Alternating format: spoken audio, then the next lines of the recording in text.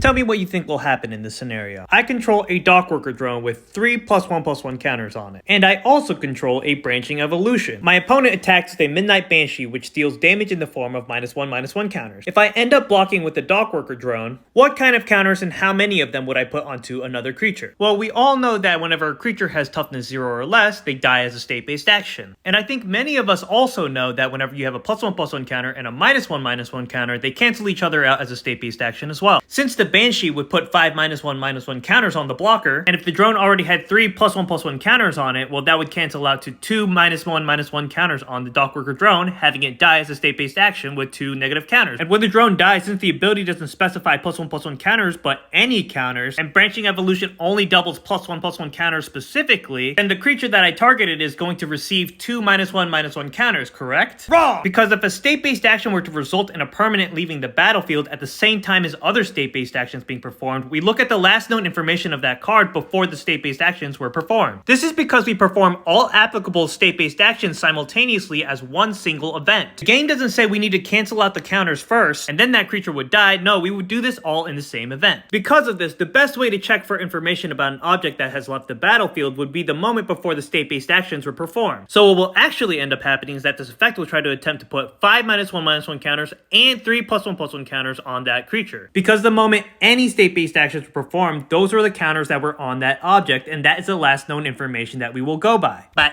because we are now putting 3 +1/+1 counters on a creature, we would double that to 6 +1/+1 counters. So in the end, they would receive 5 -1/-1 counters and 6 +1/+1 counters. Then when that effect is resolved, we can check for state-based actions, and we can do the whole negating each other thing, having that creature end up with 1 +1/+1 counter in the end.